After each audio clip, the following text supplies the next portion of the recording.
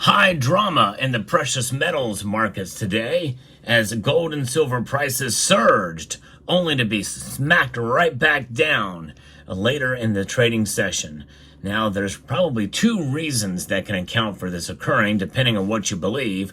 We'll discuss both in this video as we explore.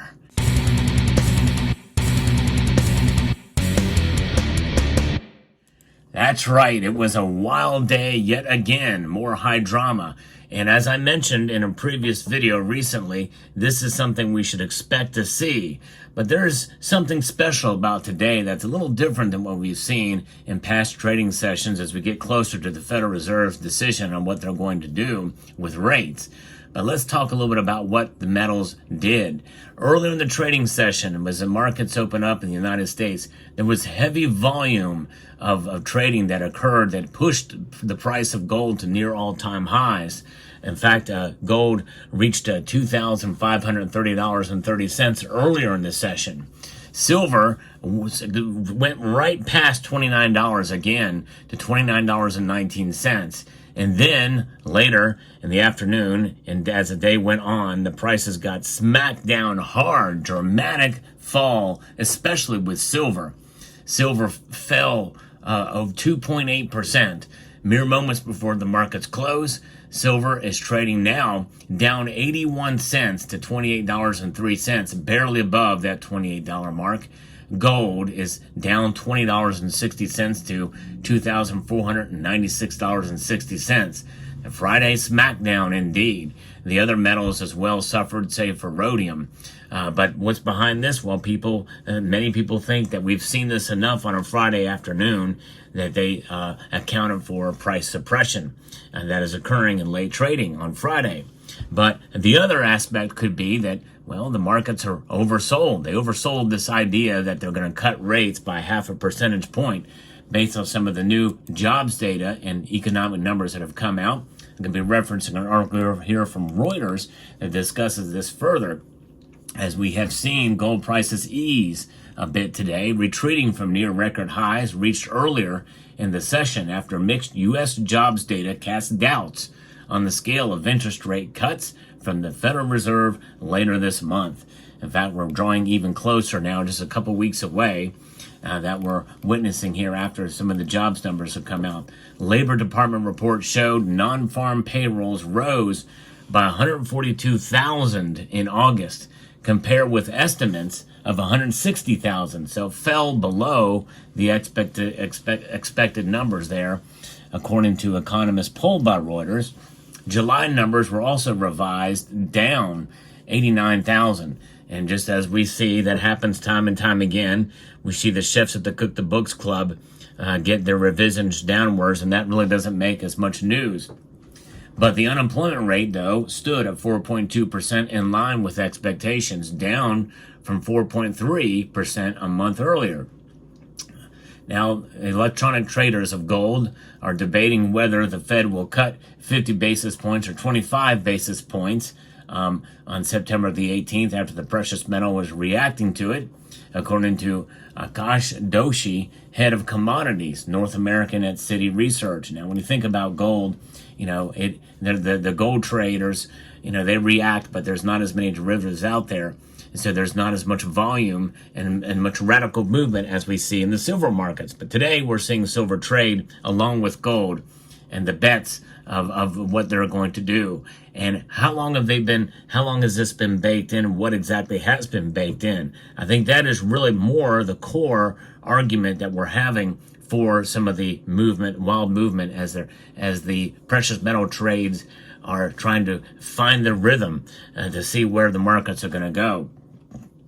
Now, what is exactly happening? Well, as of the posting of this piece by Reuters, there's a little difference in what's happening now with what the Federal Reserve is going to do.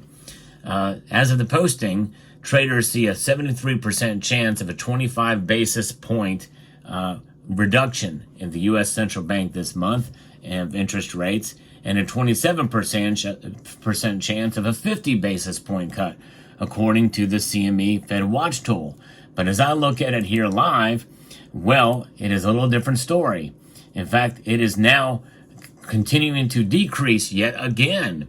That means that there's now the 69% chance of a quarter point rate hike and a 31% chance of a 50 basis point rate cut, rather, not hike. So the cut in these rates are changing minute by minute, it seems. In fact, before I did that, I was a 70-30, so it continues to move in the other direction. So I think we're going to come into the markets Sunday night and into Monday with a very different scale of theory of what's going to be happening with the Federal Reserve. As these data become digested, we very well could see gold and silver open up strong on Sunday night. Based off of what I'm seeing here in real time as I record this video with the Fed Watch tool. In fact, before the end of this video, I'm going to refresh it again to see if the numbers have changed. As we're nearing the very end of the trading session here, the New York Fed President John Williams said lowering rates soon will be about helping keep the job market balanced. Federal Reserve Governor Christopher Waller also said the time has come for the U.S. central banks to begin a series of interest rate cuts, adding that he is open-minded about the size and pace of those reductions. I don't believe we should be cutting rates at all. I think we should have a tightening policy continue to be in place and do other things. There are other things that can be done to really stimulate the economy rather than the Federal Reserve getting involved. It's called natural market forces that stand outside of Wall Street. Let's stimulate Main Street instead of Wall Street is my feeling. Lower interest rates reduce the opportunity cost of holding zero yield bullion. When you think about it, if they cut rates a quarter point, how much of an impact is it going to have on interest rates? Probably not as much as you would think, especially for mortgages. Credit cards especially are not going to be affected that much by this. So those are the kind of things you have to look at and keep in mind. And credit card debt is massive right now in the United States. About $1 trillion, I believe, is the last estimate I've heard. Likely it may be even more than that now. But we think the Fed is likely to cut more steeply, and that's when we think gold prices will build upside risk, and we'll start to see prices trading towards $2,700 as the year unfolds. I assume he's meaning next year, by the way, according to Standard Charter analyst Suki Cooper. Elsewhere, now we've seen silver spot fall as well, but these big drops now are starting to reflect themselves here. It's staying pretty stable now as I look at the markets and during the course of this video, as we're getting very, very close to the end of trading here today. But it is something. What a move we are witnessing here in the markets. And I think that when we look at the Fed Watch tool and what people garner, I'm going to refresh it again here and see what we've got. And it is still now, as I refresh again, it's now moving towards, again, up the other direction. 71% now say that it's going to be at a quarter point drop, and 29% say it's going to be a half point drop. It's always skewed a little bit more towards, at least when it was closer, towards the quarter point rate cut. I think that's what they're going to do. And so it oscillates back and forth. But what does this mean, folks? Likely they are going to cut just a quarter point. And I think the market, in a sense, has baked in a half point cut for some of these data that have come out, and they interpret it as such, which means that we may not see the big bump in gold and silver prices this time in September 18th. In other words, gold and silver very well could stay where they're at as we analyze data. And of course, the next one is going to be when the CPI numbers come out. And that's going to be the tall tale sign of when and what they're going to do. If the numbers come in lower than 2.9%, even if just a little bit, well, that means they're going to probably cut right around a quarter point. But if they come in much lower and other economic data that doesn't look good comes out, let's say that comes in at 2.5, 2.4%, and other bad economic data come out, then that's going to increase the chances of a half point rate cut. That and only that, I feel, is what's going to get gold and silver to really pop back out again. I'm talking about gold reaching $2,550 an ounce, silver climbing up to maybe $31 an ounce. That's the kind of numbers I think we'll see if they do, if those numbers come out heading into that September 17th, September 18th meeting of the Federal Reserve. But There's still a good number of people that feel that today was all about price suppression and nothing more than some of these other indicators. Regardless of what you feel about what was the cause for today's big spike and then massive plunge of gold and silver in comparison to where the highs they reached today, well, it does not change the fundamentals for what gold and silver have been for thousands of years and will continue to be. Gold and silver are hedges against economic insanity, instability, and the psychology that we'd see in the markets as well too. Why? Because even though the price fluctuates between these two metals, especially with silver, an ounce is an ounce is an ounce.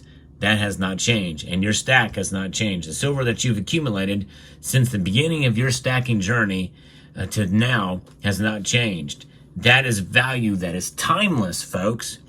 Think about that. We think in dollars often. I am a victim of it too. We are living a dollar-centric society in a world. 58% of all transactions are in the dollar. And so when we think about that, we understand that this is something that is inescapable. No matter where you live in the world, the dollar is an inescapable hegemony.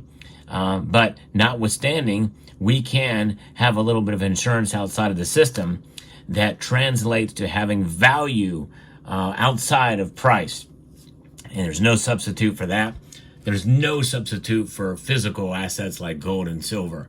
And that is what I want to encourage you as we say goodbye in this video today. So I hope you found this video informative, insightful, and educational. And check out this video right here at the end as well. And I want to extend a multitude of gratitude to you all for watching and encourage you to please rate, share, comment, and subscribe.